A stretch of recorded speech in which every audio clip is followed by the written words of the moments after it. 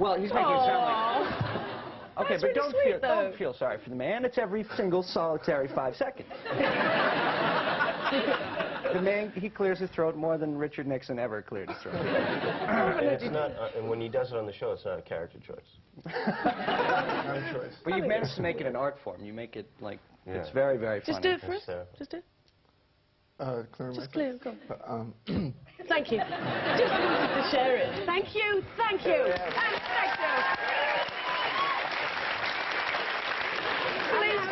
Please join us in part 2 when we have some embarrassing photos.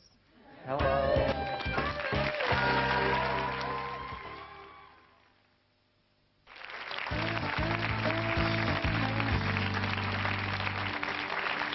Welcome back to the show. I have to tell you, you cleared your throat for us all. Yes. Thank you before we came back. Sure.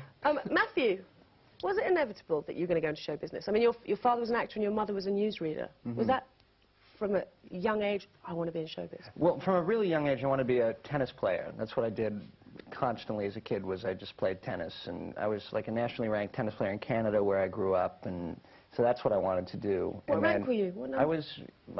I was ranked 17th, I think, in the country for my age group, and wow. my doubles team was 3rd. That's good. And then I moved down to Los Angeles and got brutally destroyed by everybody. Just killed. And so I learned at the age of about 15 that that wasn't what I was going to do, because I just got destroyed by every Los Angeles tennis player. So then I decided to go into... I auditioned for a school play, for a high school play called, well, Our Town, the famous play. Yeah. And I got the part of George Gibbs in Our Town, and I had such a great time, and I realized it was the only thing in school that I really liked working hard at, so maybe I can make a living at it. So that's So at school you started acting, yeah. then? We do have your yearbook picture, in Yeah. fact.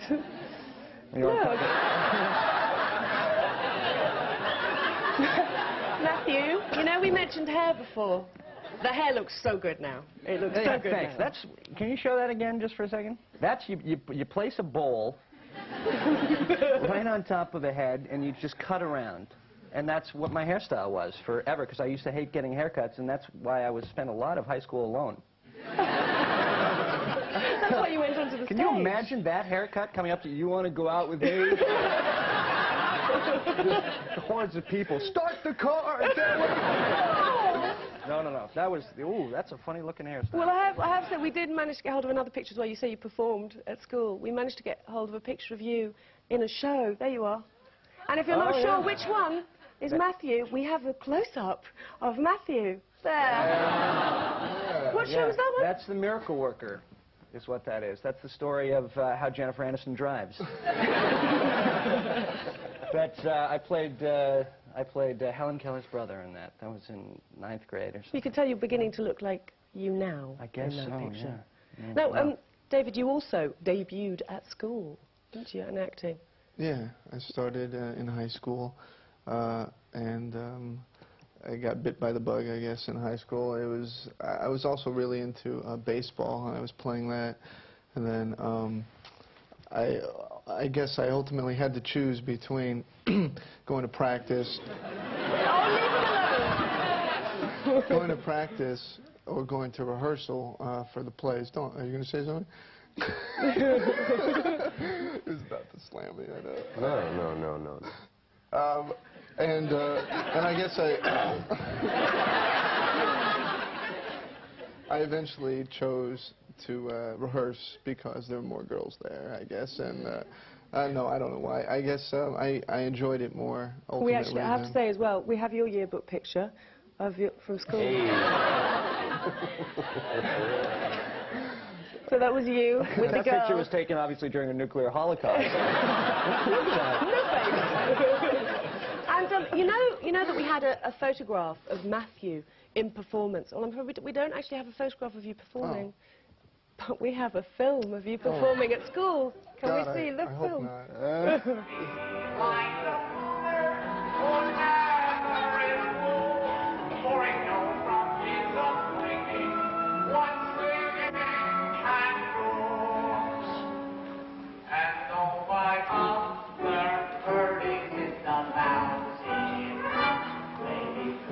That his efforts are perfectly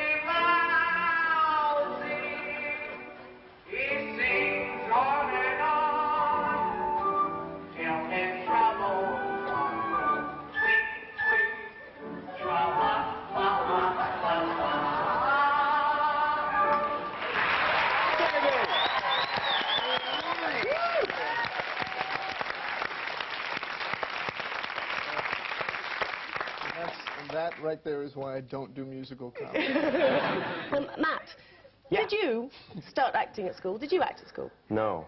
I got into acting much later. I went to a technical vocational high school, where you learned a trade. My trade was carpentry. You know, you spent the morning up until lunch with your vocation, and then after that were your academics. So were there no drama classes or acting classes? There were, but I come from a very blue-collar community, and those people were always sort of regarded as like sissies, and like all the guys I hung up with would like beat up the guys you hung around with. And, you know, if I could go, didn't run into each other. if I could go back and do it again, given what I've chosen to do with my life, I would have done completely different. And who cares what those kids think? I mean, I think that it's such a great way to express yourself versus banging nails. Actually, we also have your yearbook picture here, and hair.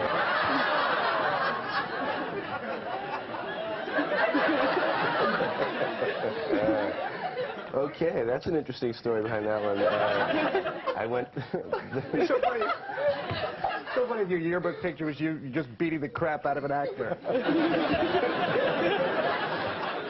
Yeah, the summer between junior and senior year in high school, I went to spend the summer with my father in Florida, and he had curly hair. And I said, "What happened to your head?" And he says, "Oh yeah, I got a perm, and you're gonna get one, and you're gonna get one." I said, "No, I'm not." He said, "No, you are. It's the cool thing." And I was like, "Really?" "Oh yeah." So he talked me into an hour and a half with rollers in my hair. Yeah, and I went back to school thinking, "Hey, I got my stuff together," and everyone was just like.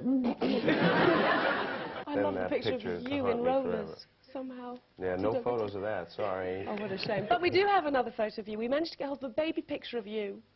Nobody else, but look! Aww. See, that's why I was better with the women. What was your childhood like? I grew up just my mom and I, very sort of low-income housing kind of thing, and we just, you know, I was an only child, so I was, you know, just always sort of pampered, but not financially, just with a lot of attention and that kind of thing. And, you know, I was a happy kid, I guess. So are you still very close to your mum now? Yeah. My mom is probably my best friend. How does she feel about all of this? She must be so proud of you.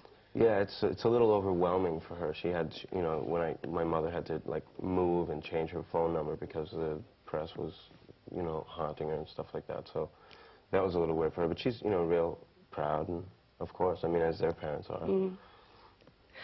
Can we move on to how you actually then got your break into acting?